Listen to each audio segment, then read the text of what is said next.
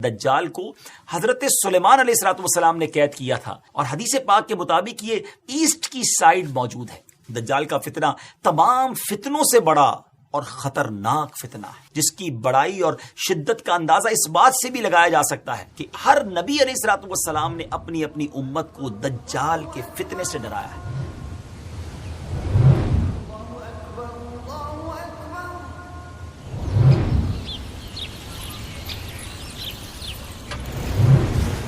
السلام علیکم ورحمۃ اللہ وبرکاتہ۔ میرا نام عبدالحبیب اتاری ہے اور ایک بار پھر ویب سیریز قیامت کی نشانیاں لے کر حاضر ہیں، اور آج جو ٹاپک ہے وہ کہا جائے کہ سب سے زیادہ جو وانٹڈ ٹاپک تھا، جس کے لیے سب سے زیادہ ہمیں میسیجز ریسیو ہوئے کہ یہ بتائیے کہ دجال کے بارے میں قرآن و حدیث کیا کہتے ہیں، دجال قیامت سے پہلے کب آئے گا، وہ دکھتا کیسا ہوگا اور اس کے معاملات کیا ہوں گے۔ تو آج وہی ٹاپک ہے جس کا کہا جائے کہ آپ کو انتظار ہے، اور واقعی بہت ساری مسکنسیپشنز ہیں، بہت ساری غلط فہمیاں ہیں دجال کے بارے میں۔ تو آج انشاءاللہ آپ کو قرآن و حدیث کی روشنی میں یہ بتائیں گے کہ قیامت کی ایک بہت بڑی نشانی وہ ہے دجال کا ظہور ہونا، دجال کا آنا۔ دجال کون ہے، دکھتا کیسا ہے کہاں، اور وہ آ کر کیا کچھ کرے گا۔ بہت کچھ آج آپ کو بتانا ہے۔ نہایت توجہ کے ساتھ ہمارے ساتھ رہیے گا، اور آپ ہماری اس ویڈیو کو شیئر بھی کیجیے گا۔ ہمارے دعوت اسلامی یوٹیوب کے اگر چینل کو ابھی تک سبسکرائب نہیں کیا تو اسے سبسکرائب بھی کر دیجیے۔ ناظرین، بات کو آگے لیے چلتے ہیں۔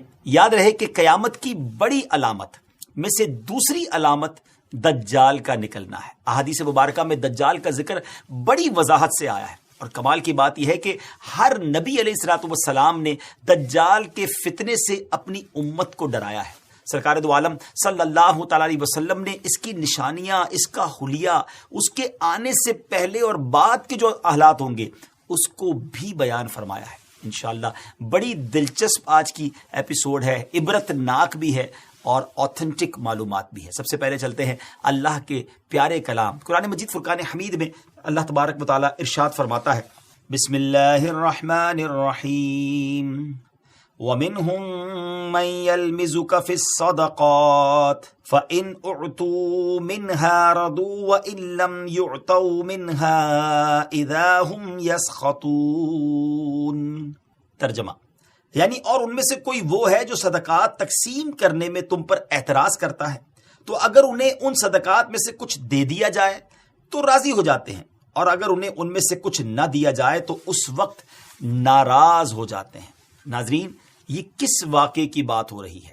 علماء کرام فرماتے ہیں کہ یہ آیت ذوالخویصرہ تمیمی کے بارے میں نازل ہوئی۔ اس شخص کا نام خرقوس بن زبیر ہے، اور یہ شخص خارجیوں کا بانی ہے۔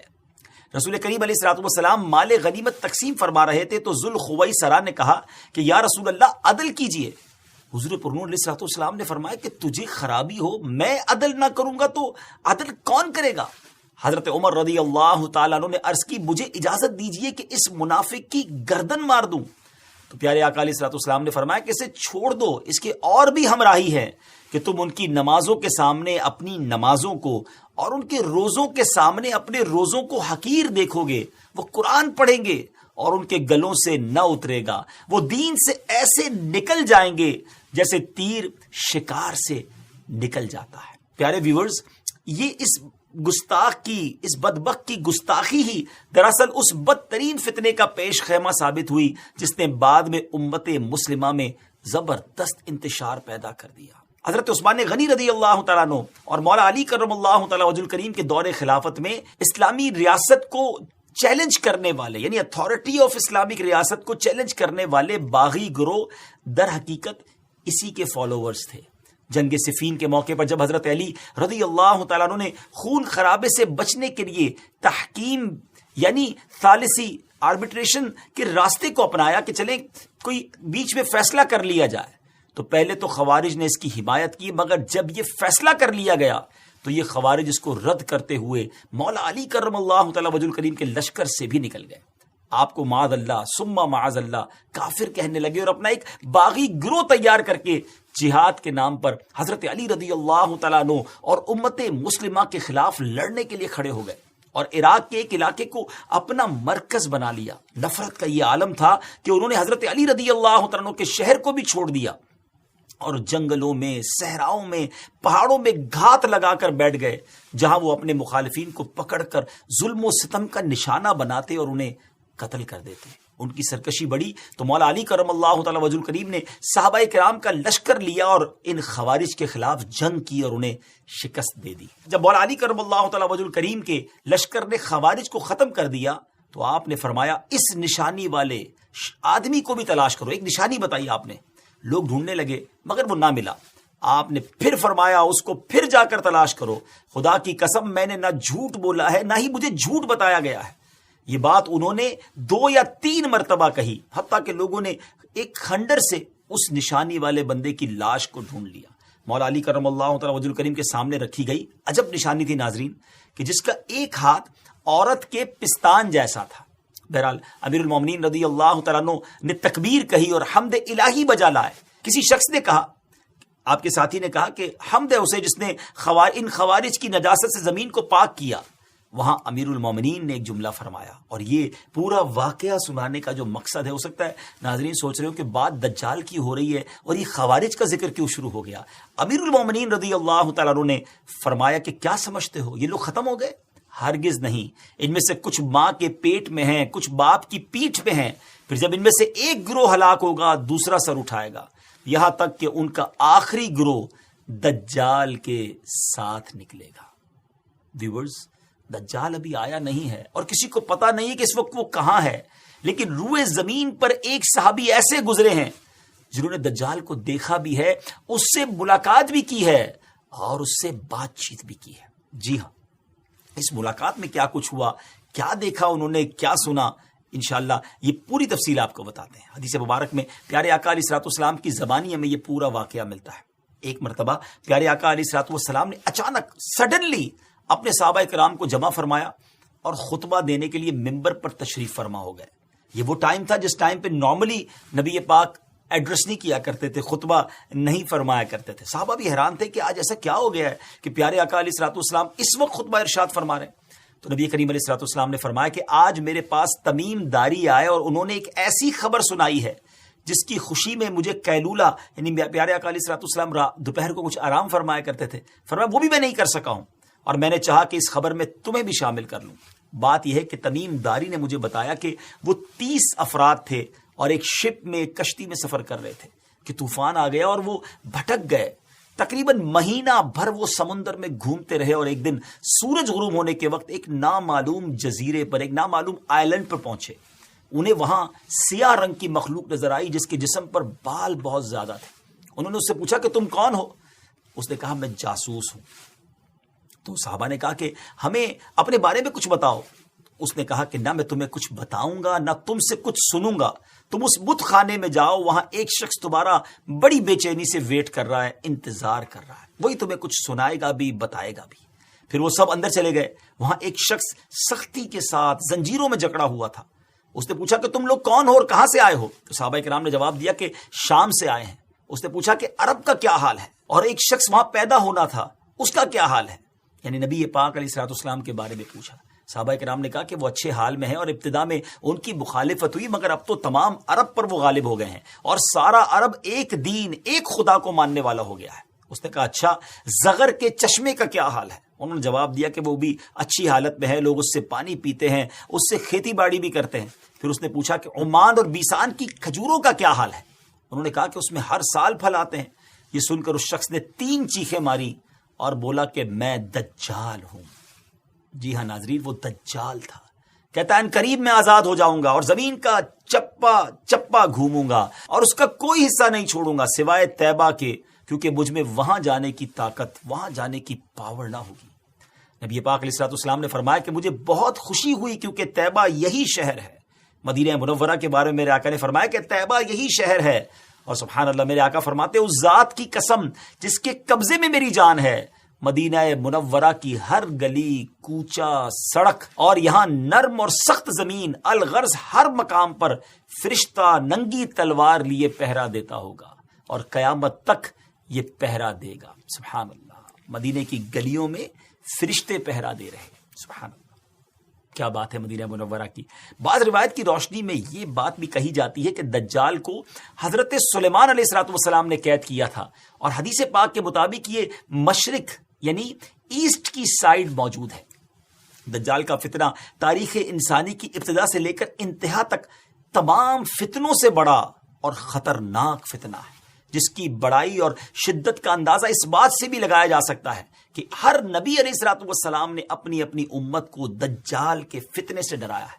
محبوب رب العزت محسن انسانیت صلی اللہ تعالی علیہ وسلم کا فرمان عالی شان ہے، مکہ مکرمہ اور مدینہ منورہ کے علاوہ کوئی شہر ایسا نہیں ہے جسے ان قریب دجال رونتا ہوا نہ گزرے، جبکہ ان دونوں شہروں کے ہر راستے پر ملائکہ صفے باندھے پہرا دے رہے ہوں گے. دجال مدینہ منورہ سے باہر ایک دلدلی زمین پر پڑاؤ ڈالے گا، پھر شہر مدینہ لرزے گا یعنی زلزلہ آئے گا، تو اس میں موجود ہر کافر اور منافق باہر نکل جائے گا. مفتی احمد یار خان نعیمی رحمت اللہ تعالی فرماتے ہیں دجال دو قسم کے ہیں، چھوٹے اور بڑے.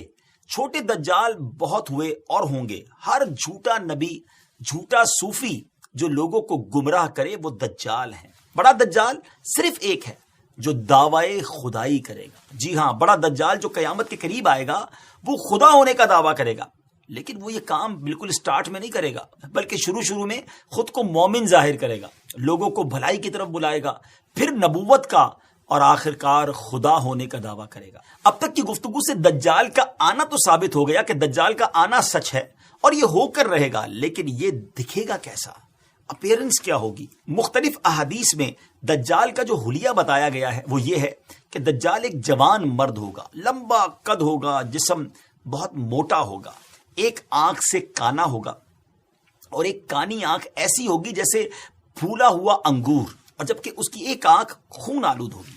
اس کا سینہ چوڑا ہوگا اور ذرا سا اندر کی طرف دھسا ہوا ہوگا. دجال کی پیشانی چوڑی ہوگی اور دونوں آنکھوں کے درمیان کاف فا را یعنی کافر لکھا ہوگا، جسے ہر مسلمان پڑھ سکے گا چاہے اسے پڑھنا آتا ہو یا نہ آتا ہو. اور اس کے جسم پر بہت زیادہ بال ہوں گے اور اس کے بال گھنگریالے ہوں گے. اس کے دونوں کانوں یعنی ایئرز کے درمیان 40 ہاتھ کا فاصلہ ہوگا. اس کی دونوں پنڈلیوں کے درمیان فاصلہ ہوگا اور اس کے دونوں پاؤں کا اگلا حصہ ایک دوسرے سے قریب اور گٹوں یعنی ٹخنوں کی طرف سے فاصلہ ہوگا، جس کی وجہ سے یہ بہت عجیب و غریب دکھے گا. جہاں نظر پڑے گی وہاں اس کا قدم پہنچے گا.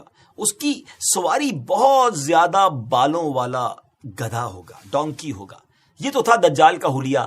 دجال کے آنے سے پہلے کیا حالات ہوں گے، لوگ کس حالت میں ہوں گے، ان کے بارے میں بات کرتے ہیں.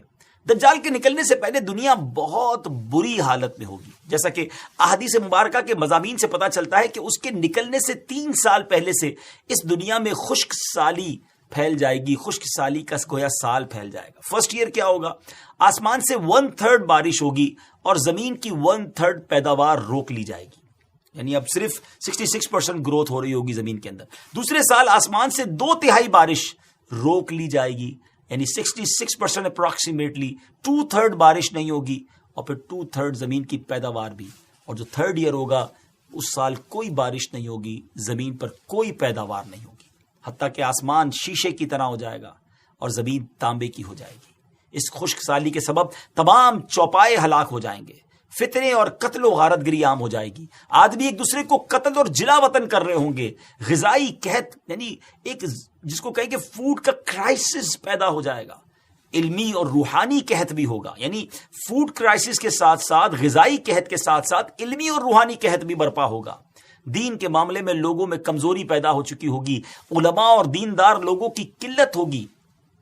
تب دجال ایسٹ کی سائڈ سے، مشرق کی طرف سے ایک اصبہان یا خراسان نامی شہر سے نکلے گا اور زمین پر 40 دن رہے گا، جن میں سے ایک دن 1 سال کے برابر ہوگا، اور ایک دن 1 ماہ کے برابر، اور اگلا دن 1 ہفتے کے برابر، جبکہ باقی دن سال کے عام دنوں کی طرح ہوں گے. اس مدت میں دجال اپنے گدھے پر سوار ہو کر ساری دنیا کا چکر لگائے گا. گدھے کا جسم اتنا بڑا ہوگا کہ دونوں کانوں کے درمیان کا جو فاصلہ ہوگا وہ 40 ہاتھ کے برابر ہوگا، اور اس کے ڈونکی کی جو رفتار ہوگی وہ یہ عالم ہوگا کہ 1 قدم اٹھائے گا تو 1 مائل طے کر لے گا. اور روئے زمین کا کوئی میدان، صحرا اور پہاڑی علاقہ ایسا باقی نہیں بچے گا کہ جہاں وہ نہ جائے. البتہ مکہ مکرمہ اور مدینہ طیبہ پر فرشتوں کا پہرا ہونے کی وجہ سے ان میں داخل نہ ہو سکے گا، بلکہ مدینے کے باہر دلدلی زمین میں پڑاؤ کرے گا، اور مدینہ پاک میں زلزلے کے 3 جھٹکے آئیں گے جس کی وجہ سے ہر کافر اور منافق وہاں سے بھاگ نکلے گا اور دجال سے جا ملے گا۔ اس روز مدینہ پاک ہر منافق، فاسق، مرد و عورت سے خالص و پاک ہو جائے گا۔ اس لیے اس دن کا نام یوم الخلاص ہے۔ دجال طرح طرح کے شعبدوں یعنی ٹرکس کے ذریعے لوگوں کا ایمان برباد کرنے کی کوشش کرے گا۔ ناظرین ذرا سوچیں کتنا ڈیفیکلٹ ٹائم ہوگا۔ ایمان بچانا، اپنے آپ کی حفاظت کرنا، اپنے دین کی حفاظت کرنا، یہ کتنا مشکل ہوگا۔ حدیث پاک میں بہت باتیں ڈیٹیل سے بیان ہوئی ہے ناظرین۔ حدیث پاک میں ہے کہ دجال کے ساتھ روٹیوں کے پہاڑ ہوں گے۔ دجال کے فالوورز کے علاوہ باقی لوگ سخت تکلیف میں ہوں گے۔ دجال کے ساتھ 2 گارڈن ہوں گے، 2 باغ ہوں گے، جن میں سے ایک کو وہ جنت کہتا ہوگا، دوسرے کو دوزخ کہے گا۔ جو اس کے خدا ہونے پر ایمان لائے گا اسے اپنی جنت میں ڈال دے گا، اور جو انکار کرے گا اسے جہنم میں داخل کرے گا۔ لیکن یاد رہے، جس کو وہ جنت کہتا ہوگا بیسیکلی وہی دوزخ ہے، اور جس کو وہ دوزخ کہتا ہوگا اور جو ایمان کی وجہ سے اس میں ڈالا جائے گا، اس کا انکار کی وجہ سے ڈالا جائے گا، تو وہ آگ میں نہیں بلکہ وہ واقعی جنت میں جا رہا ہوگا۔ اس کے لیے زمین کو لپیٹ دیا جائے گا، وہ 40 دن میں پوری دنیا کا چکر لگائے گا سوائے حرمین طیبین کے۔ زمین سے خزانے نکالے گا اور خزانے اس کے پیچھے چلیں گے۔ علم دین کی انتہائی کمی ہوگی۔ روئے زمین پر کوئی ایسا شخص باقی نہ ہوگا جو دجال سے ڈیبیٹ کر سکے، مناظرہ کر سکے۔ ایک ایسا نیک مومن ان کی طرف آئے گا جس سے دجال کے سپاہی کہیں گے کہ کیا تم ہمارے رب پر ایمان نہیں لاتے؟ وہ نیک مومن کہیں گے کہ میرے رب کی نشانیاں چھپی ہوئی نہیں ہیں۔ پھر وہ ان کو پکڑ کر دجال کے پاس لے جائیں گے۔ یہ دجال کو دیکھ کر فرمائیں گے، اے لوگوں، یہ وہی دجال ہے جس کا رسول کریم علیہ الصلوۃ والسلام نے ذکر فرمایا تھا۔ دجال کے حکم سے ان کو مارا جائے گا، زد و کوب کیا جائے گا۔ پھر دجال کہے گا کہ کیا تم میرے اوپر ایمان نہیں لاتے؟ وہ فرمائیں گے تو مسیح کذاب ہے۔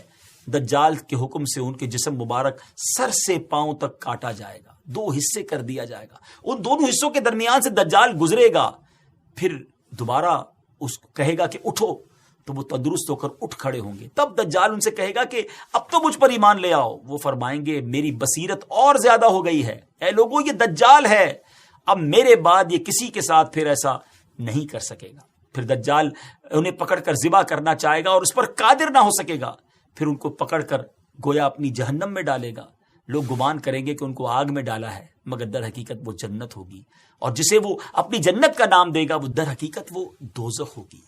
دجال کے کہنے پر آسمان سے بارش برسے گی، زمین کو حکم دے گا وہ سبزے اگائے گی، آسمان اس کے کہنے پر گویا پانی برسائے گا۔ دجال کے ماننے والوں کے جانور لمبے چوڑے اور خوب تیار اور دودھ والے ہو جائیں گے، اور ویرانے میں جائے گا تو وہاں کے خزانے شہد کی مکھیوں کی طرح اس کے ساتھ ہو جائیں گے۔ اس قسم کے بہت سے شعبدے، بڑی ٹرکس دکھائے گا۔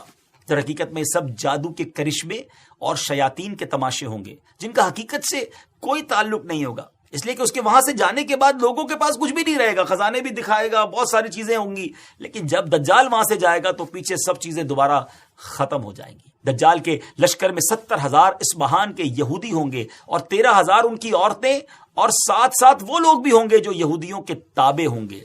اس کے ساتھ شیاطین ہوں گے، وہ اس سے کہیں گے اے دجال ہم سے جو چاہے کام کروا لے، ہم تیری مدد کریں گے۔ دجال کہے گا کہ لوگوں میں پھیل جاؤ، میرا خوب چرچا کرو کہ میں رب ہوں۔ شیاطین ایسا ہی کریں گے۔ دجال کے ان فتنوں کی وجہ سے اہل ایمان سخت پریشان اور تنگی کے عالم میں بھاگ کر دخان نامی ایک پہاڑ میں پناہ لیے ہوئے ہوں گے، لیکن دجال ان کا پیچھا کر کے پہاڑ کا گھیرا کرے گا۔ اہل ایمان سخت تکلیف میں، بھوک میں مبتلا ہوں گے۔